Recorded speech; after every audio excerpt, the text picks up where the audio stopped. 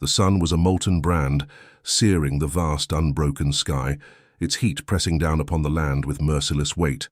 Julia Carter's cracked lips parted as she drew a shallow breath, the air itself dry and unyielding. Her skin, once fair, was darkened by sun and dust, her dress torn and stiff with old blood.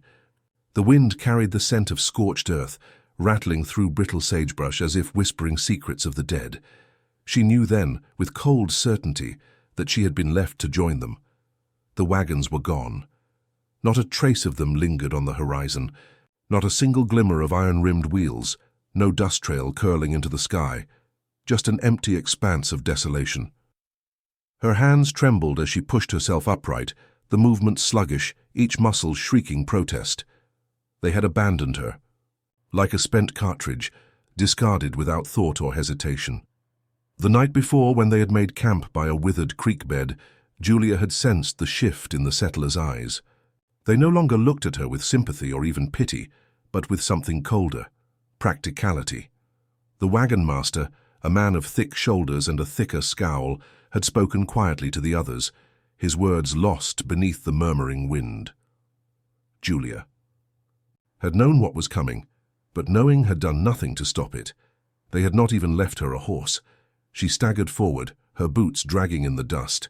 A single canteen lay beside a rock where they had tossed it, as if that meager offering would ease their guilt. The water inside sloshed weakly, less than half full. She lifted it with hands stiff from exhaustion, took a careful sip, and forced herself to swallow past the tightness in her throat. She would not cry, not for them. Her husband Samuel had been shot a week past, a bullet tearing through his gut during a raid near the trading post. He had bled out beneath the punishing sun, his fingers wrapped weakly around hers, his lips forming words she could not hear, and now he was gone. She had thought grief would be her end, had thought she would simply waste away in the back of the wagon, her body as lifeless as the man she had loved. But the settlers had other plans. They could not afford dead weight. A vulture drifted in lazy circles above her, its black wings catching the sunlight. It knew. It had seen this before. Julia pressed her fist to her stomach, forcing herself forward, step by step. The land stretched in every direction. Hard-packed earth, distant red rock mesas, dry riverbeds that promised water, but delivered only dust.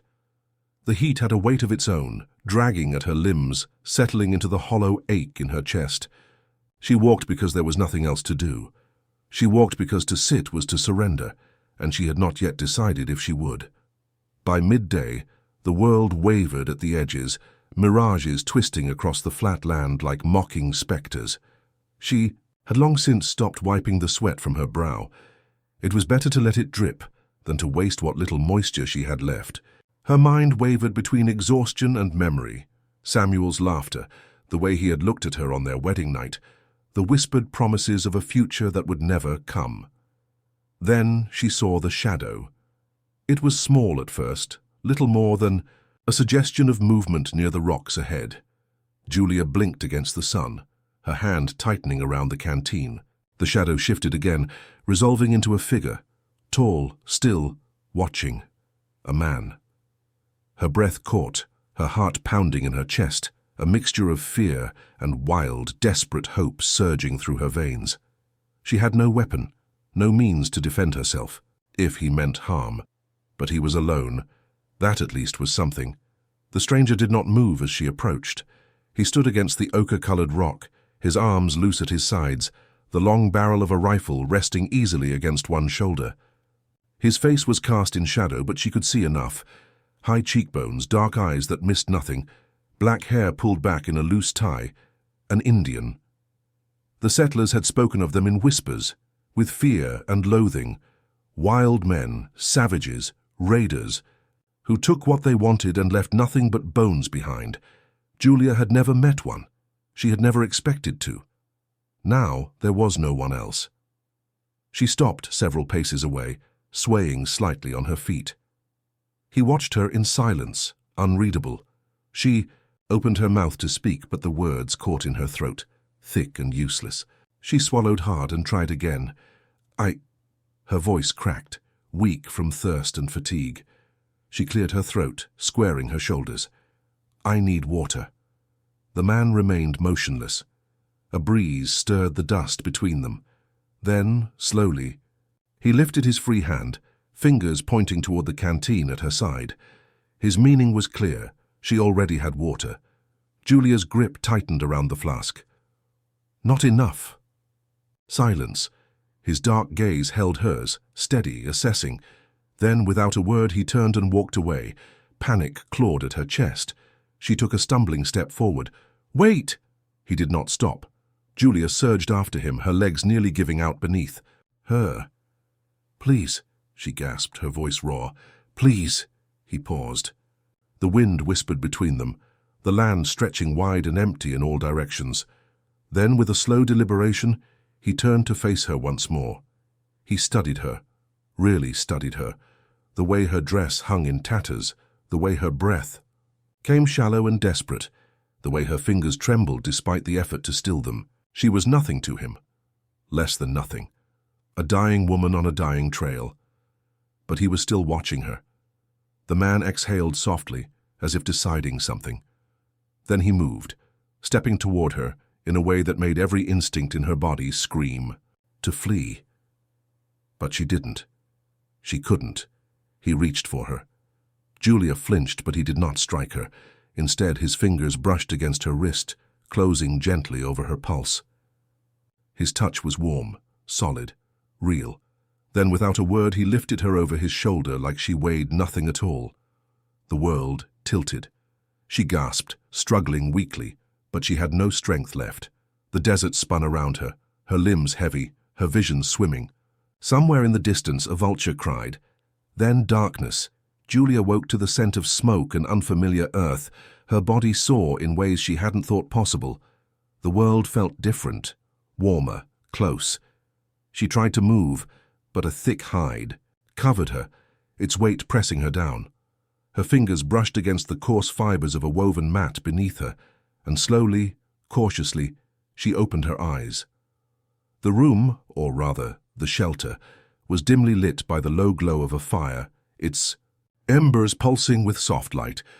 The walls were curved, made of packed earth and timber, and smoke curled lazily toward a small opening in the ceiling.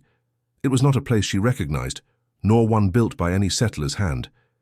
Then she heard it, the quiet rustling of movement, and he turned her head sharply, pain lancing through her neck, and saw him, the Indian, the man who had taken her. He sat across the fire from her, his posture at ease but his eyes sharp and aware. He was mending something, a strip of leather, working the sinew through it with practiced efficiency. His long hair was loose now, falling over his shoulders in a way that made him look both untamed and wholly in control. He did not acknowledge her at first, letting the silence stretch between them, heavy with meaning. Julia's mouth was dry, her voice rasping. "Where am I?" The man didn't look up. "You are not dead." It was not the answer she wanted. She swallowed, glancing around, trying to piece together what had happened. "You're home?" she asked, though the word felt foreign in her mouth. He nodded once. She shifted under the blanket, wincing at the dull ache in her limbs. She had been carried far. She could feel it in the deep-set exhaustion weighing her down. Why? Now he did look at her. His dark eyes were unreadable, reflecting the firelight in a way that made them seem endless. "You were dying." She had nothing to say to that. It was the truth. Julia pushed herself up, feeling the heat of the fire seep into her skin. "You should have left me." A shadow of something, amusement, flickered across his face, but it was gone before she could be sure. He returned to his work, seemingly unconcerned with her. "I did not." The simplicity of his words unsettled her. She studied him, searching for some sign of his intent, but his face revealed nothing. Her fingers curled around the hide covering. "Her? What do you want from me?" she asked, her voice quieter now, edged with suspicion. For a long moment he didn't answer. Then he set down his work, leaning forward slightly. Nothing. She wanted to believe that, but she had lived too long among men to trust it. Nothing came without cost, and yet as she sat in the warm glow of the fire, her body no longer shaking from exhaustion, she realized something unsettling. For the first time in days, she wasn't afraid. A new sound reached her ears, the distant murmur of voices, women's voices, laughter, conversation, the occasional sharp bark of a child. This wasn't just his home. It was part of something larger, a village. Her stomach clenched. If there were others, then her fate was not solely in the hands of the man before her. She was a stranger here, an outsider. She did not belong. And yet, she was alive. The man rose, stretching his limbs with an ease that only sharpened how weak she felt in comparison. He gestured toward a small clay bowl resting near the fire. "Eat." She hesitated, her pride bristling at the command, but her hunger won out.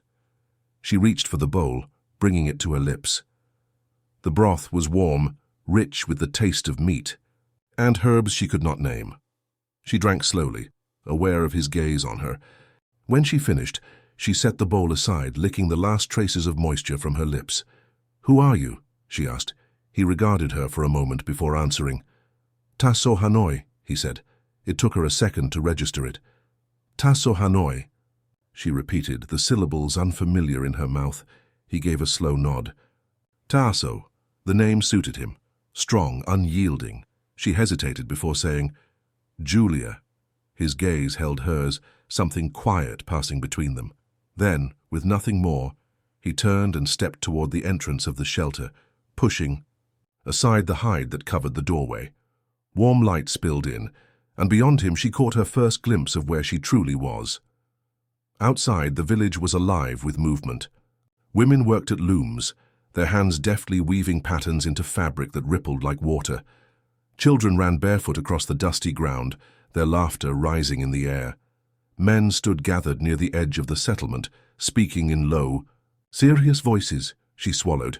This was not her world. Taaso glanced back at her. "Come?" It wasn't a request. Julia hesitated, but in the end she had little choice. Her legs were unsteady as she rose, her muscles protesting with each movement, but she followed him. As she stepped outside, the sun painted the world in gold and amber, casting long shadows over the village. Eyes turned toward her, whispers beginning like the rustling of leaves. She felt them before she saw them, the weight of judgment. A woman approached, her gaze piercing. She was older, her dark hair streaked with silver, her posture both regal and stern. She studied Julia with open scrutiny, her arms crossed over her chest. "She is weak," the woman said, the words in a language Julia didn't understand. "Taaso," responded in the same tongue, his voice steady, unbothered. The woman's gaze flicked back to Julia, considering. Then, without warning, she reached out, fingers brushing against Julia's arm. A slight frown crossed her face. She spoke again, this time softer. Taaso nodded. Julia glanced between them, frustration rising in her chest. "What did she say?" Taaso met her eyes. "She says you are thin. You need food." It was not the answer she had expected. Julia swallowed, hard, trying to regain some sense of control over the moment. "Who is she?" "My sister," he said simply. The woman, Taaso's sister, gave a final glance before turning and walking away, her posture stiff with disapproval. Julia exhaled. Slowly. "She doesn't like me," she murmured. Taaso gave the barest hint of a smile. "She does not know you." Julia crossed her arms, bracing against the weight of so many eyes upon her. "And the others?" she asked. "What do they think?" Taaso was silent for a moment. Then, with quiet certainty, he said, "They wonder why I saved you." The words settled heavy in her chest. She wondered the same thing. She turned away, letting her gaze sweep over the land beyond the village. The horizon stretched wide and unbroken, the mesas in the distance painted in the colors of fire and dusk. It was beautiful, wild, a world untouched by the kind of men who had abandoned her. She looked back at Taaso, meeting his steady gaze. "What happens now?" He considered her for a long moment before speaking. "You stay." The finality of it sent a shiver down her spine. Stay. She had been given no choice when she was left to die, and now once again she was at the mercy of others. But this time something was different. For the first time since she had lost Samuel, since she had been cast aside like nothing more than a burden, she felt something unexpected. A chance, a test, and perhaps, if she was strong enough, to take it, a new beginning. The desert had a way of stripping a person down to their bones, of forcing them to face what they were truly made of. Julia learned this within days of her first lesson with Taaso. There were no soft introductions, no gentle easing into the ways of his people. If she was to survive here, if she was to stay, she had to learn. And learning, she quickly discovered, meant suffering. She had spent years watching her husband hunt, had seen men skin deer, trap rabbits, and carve up buffalo. But knowing and doing were two different things. The first time Taaso handed her a bow, she nearly dropped it, her fingers weak from hunger and exhaustion. He didn't offer her instructions, only a quiet, steady look before stepping back, giving her space to figure it out.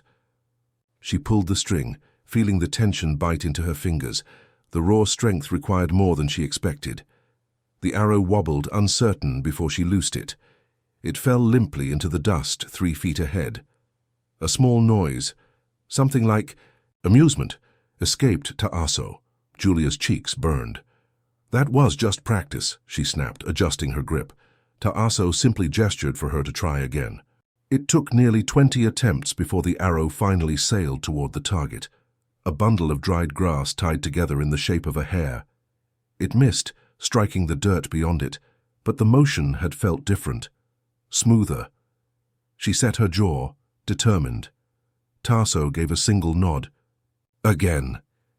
Day after day she repeated the motions until her arms ached, until her fingers were raw. The blisters burst, new ones formed, and still he pushed her. She told herself she hated him for it, for the way he barely spoke as he corrected.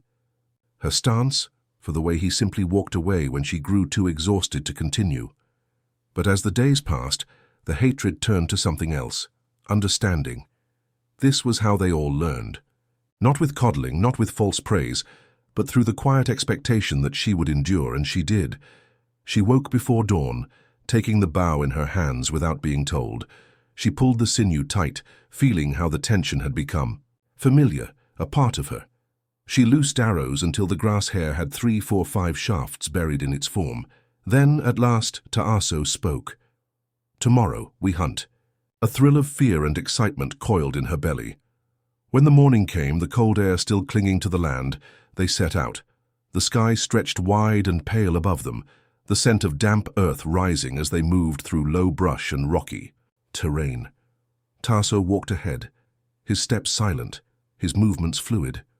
Julia did her best to match him, but she felt clumsy in comparison, every shift of her weight sending a whisper of sound into the air. He glanced back once, his expression unreadable, then motioned for her to stop. She did. He crouched, pointing toward a set of tracks in the dirt, small, delicate. Rabbit. Julia held her breath as he signaled for her to nock an arrow. Her heart pounded. This was not a bundle of dried grass. This was life and death. She raised, the bow finding the balance she had practiced, steadying her breath the way he had shown her. The rabbit was there, half hidden in the underbrush, its ears twitching. She released. The arrow struck true. The rabbit gave a sharp cry, then stilled. For a long moment she could only stare. It was such a small thing, its body no larger than her hands pressed together. The warmth of life faded quickly from its form as she stepped forward, swallowing down the knot in her throat. Taaso knelt beside her, studying her face. He did not ask if she was ready. Instead, he handed her a knife. Her hands shook as she took it. The first cut was the hardest, but she did it. She forced herself to move through the motions, to push past the discomfort, to acknowledge that this was the way of the world, the way of survival. Taaso watched, but he did not interfere.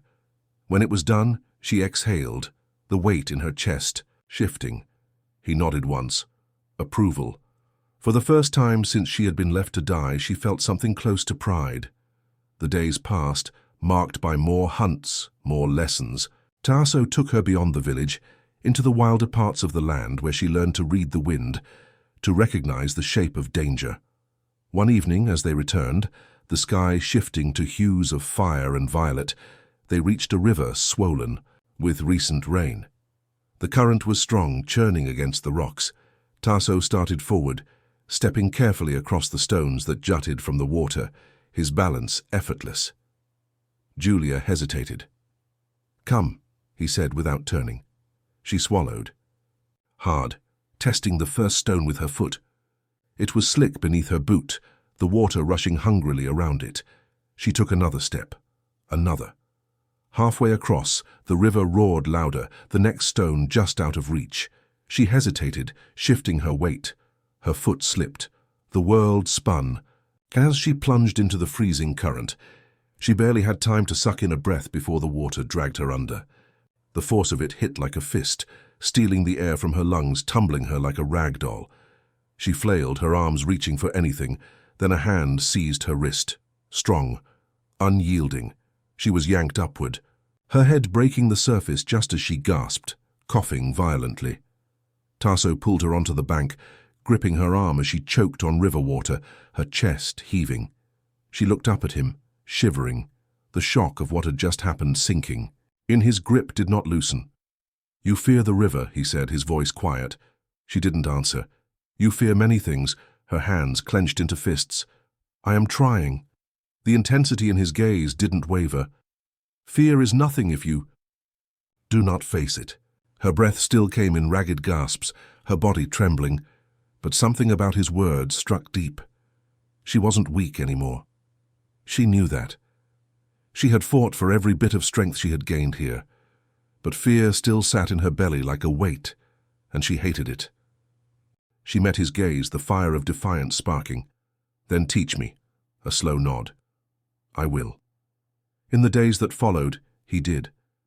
He made her cross the river again and again, until the fear dulled to something else. Respect, understanding. He made her climb the rocks, find her footing, trust the ground beneath her, and she did. The village no longer watched her with skepticism, but with something different. Not quite acceptance, not yet, but something close. And Taaso, she had thought. Him cruel at first, had thought him indifferent, but now she saw it for what it was. He had given her no less than he gave himself, no less than any of them. She was not just surviving, she was becoming. The sky hung low, thick with the scent of rain that had yet to fall. Julia tightened her grip on the knife at her belt, her pulse steady but sharp. The uneasy hush that had settled over the village told her that something was coming. Taaso had sensed it too. He stood a few paces ahead, his gaze fixed on the ridge beyond the farthest shelter, where the land sloped toward the open desert. They had seen the dust first, rising in the distance, the telltale sign of riders approaching. Now, the riders had come. Julia recognized them before she saw their faces. The settlers, the ones who had left her for dead. She should have known they wouldn't stay gone. The horses slowed as they neared, 5 men in total. Their leader, a broad-shouldered man, with a grizzled beard and an expression like old leather, reined in his mount and scanned the village with narrowed eyes. The way he sat in the saddle, the hand resting easy near his holster, told Julia all she needed to know. He wasn't here to talk, but neither was Taaso. "You got something of ours?" the man said, his voice flat, carrying on the wind. Taaso did not answer. Julia forced herself to step forward, her boots pressing into the damp earth. She kept her chin high, though every muscle in her body screamed to run. The man's gaze landed on her, sharp and assessing. He spat into the dust. "Well, I'll be damned. Didn't think you'd last a day out here." Julia's fingers twitched at her side, but she didn't speak. Let them underestimate her. It was the last mistake they would make. "She's coming with us," he said. The stillness in Taaso's frame was more dangerous than any words he could have spoken. "She is not yours," he said simply. The man let out a short, humorless laugh. "She ain't yours either." His eyes flicked back to Julia. "You made a mistake, girl. You don't belong here." She met his gaze, the weight of her past crashing into her all at once. The days of silence in the wagon, the quiet, pitiful looks, the whispered words when they thought she couldn't hear. "She's too weak. She won't last. Best to leave her behind." They had already decided she was dead. She took a slow step forward, her voice steady. "Then neither do you." The man's expression darkened. "You don't get a choice." Taaso shifted, the air between them taut as a wire. "She stays." The man's hand moved toward his gun. Julia saw it before it happened, the slight tension in his shoulder, the tightening of his fingers. But Taaso was faster. His knife was already in his grip before the man could clear leather. A warning. The other riders tensed, but none of them reached for their weapons. "Not yet." The man's lip curled. "We could cut you down right now." Taaso did not waver. "You can try." The wind howled between them, an unspoken dare. Julia could feel the shift in the air, the moment where words would no longer be enough. These men had come expecting to take her by force. They weren't leaving empty-handed. She felt the knife at her belt. She had trained for this. She had bled for this. The man's fingers twitched. Then it happened. His gun cleared the holster, but Julia was already moving. She dropped low, the way Taaso had taught her, the way she had practiced over and over again until it became second nature. The bullet missed her by inches. She lunged. Her blade found flesh. A sharp cry. A curse, the man's arm jerking back as blood bloomed across his sleeve. Taaso moved like the wind, his knife flashing as he closed the distance between him and the second rider. The others scrambled, their hesitation costing them. One man wheeled his horse around, already retreating. Julia turned, knife still in her grip, breath coming fast. The leader, the man who had left her to die, stared at her. There was something in his eyes now, something he had never looked at her with before. Fear. He pressed his wounded arm to his side, his jaw clenched. For a moment, it seemed as if he might try again, might push this to the bitter end. Then his gaze flicked to Taaso, to the warriors now gathered, weapons ready, and he knew. This fight was over. He spat again, his anger barely contained. "You think this changes anything?" His voice was quiet now, meant only for her. "You'll always be one of us, no matter how hard you try to pretend." Julia stepped forward, close enough that he had to look her in the eye. "No," she said, "I won't." He held her gaze a moment longer. Then, with a sharp jerk of the reins, he turned his horse. The others followed. The dust settled slowly as they rode away. Julia's breath still came in sharp bursts, her grip tight around the knife. She forced herself to loosen it, to let the tension bleed from her shoulders. The village remained silent, watching. Then Taaso stepped toward her, his gaze searching. He didn't ask if she was all right. He didn't need to. Instead, he said, "You fought well." A simple statement. A truth. She let out a slow breath, something breaking open inside her. For the first time, she felt it. She was not a burden.